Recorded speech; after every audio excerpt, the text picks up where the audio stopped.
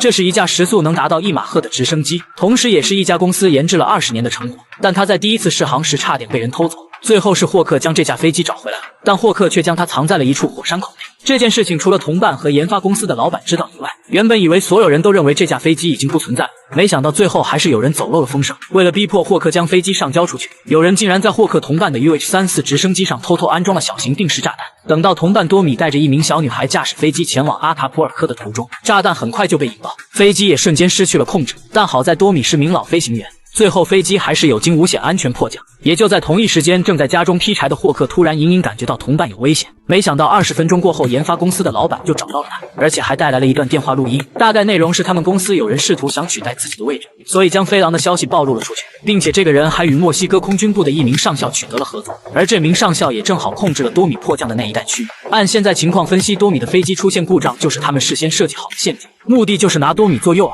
逼迫飞狼现身。虽然霍克明知这是圈套，但为了同伴的安危，他还是决定驾驶飞狼前去一探究竟。不过这次让人意外的是，老板竟然主动提出要当霍克的副驾驶。这时救人心切的霍克也只能暂时答应。很快霍克就将飞狼开出了火山口，然后快速开启了下方2台加速引擎，而老板也差点被这突如其来的推背感摔倒。几秒钟后，飞机就达到了1马赫。为了躲避雷达的追踪，他们只能低空沿着山谷飞行。可即便山谷道路崎岖，霍克都没有减速的意思，这让老板不由得称赞霍克的驾驶技术相当哇塞。而多米这边已经将飞机维修的差不多了，只差飞机轮胎没有装上。就在他们将掉落的轮胎捡回时，突然听到了飞机的轰鸣声，他们立马跑到另一边查看情况。只见2架直升机吊装着一箱东西正朝他们飞来，本以为这就是来营救他们的直升机，多米还连忙回来拿出信号枪，向着天空发射了1枚信号弹。让他们没想到的是，这2架全副武装的飞机里面坐着的都是墨西哥士兵。等他们飞到多米上空后，对着多米的周围就是一顿火力警告，随后快速放下他们所吊装的物品以及2架直升机上的多名士兵。接着直升机再次拉高，并且快速飞到了一起，然后喊话多米让他们不要轻举妄动。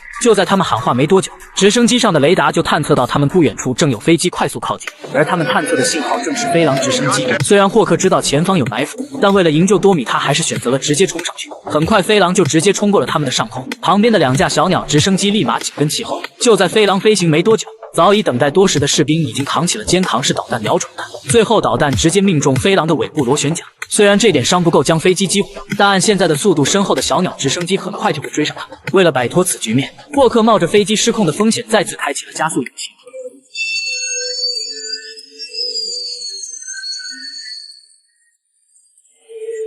结果没2秒就将小鸟直升机甩出数十里。见到飞狼快速朝着山下飞去，他们只能暂时放弃追击。而飞狼这边虽然摆脱了小鸟，但他们现在必须马上降落维修飞机。为了寻找适合的降落地点，他们一直寻找到晚上才找到一处农场。可他们在农场寻找一圈后，并未发现有人在这里。不过意外的是，在这里发现了打铁用的工具，刚好他们可以用得上。时间紧迫，霍克顾不上其他的，快速将飞狼尾部的螺旋桨叶片拆了下来。就在霍克他们敲打叶片没多久，听到有敲击声的农场主一家就赶到了这里。不过双方并未发生冲突，通过沟通，农场主才知道霍克他们只不过是想借用工具修好飞机，并且他们还支付了一定的报酬。这样一来，一切就好办了。在农场主的帮助下，叶片也很快就被修好。第2天清晨，与农场主一家做了简单的告别后，他们就迅速驾驶飞狼离开了这里，而农场主一家则是装着几箱炸弹前往另一个方向。与此同时，多米这边早已被人团团包围，就等霍克驾驶飞狼再次自投罗网。只不过让他们没想到的是，刚刚的农场主一家现在已经在另一个山头装炸弹，同时飞狼通过低空飞行也快接近多米这边。等到农场主一家装好炸弹后，便迅速按下引爆装置。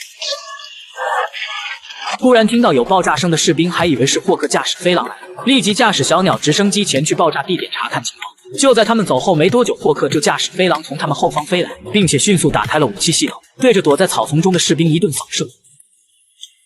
多米见逃跑的机会来了，马上叫上小女孩一起快速进入到飞机内。在飞狼的重火力掩护下，多米很快就将直升机顺利升空。而小鸟直升机上的士兵见到自己中计后，立即调转方向朝着飞狼飞去。在离飞狼不远处就发射了多枚导弹。见到同时有这么多导弹来袭，他们也只能按常规操作发射干扰弹拦截。虽然效果还不错，成功拦截了几枚，但最后还是有1枚击中了他们。幸运的是，导弹并没有爆炸，不过导弹释放了大量的烟雾，导致身后的老板已经无法正常操作，而且小鸟直升机已经快追上来了。危机情况下，老板只能拿着拐杖试图将导弹推出去。就在老板不停往外推时，霍克也将飞狼调转了方向，对着小鸟直接就发射了一枚导弹，它瞬间就在空中报废了。另一架也没坚持多久，同样也被轰成了渣渣。就在霍克解决掉所有威胁后，那枚冒着烟的导弹才被老板推出去。随后飞狼调转方向飞到了多米的直升机后，一路护航小女孩和多米安全返回。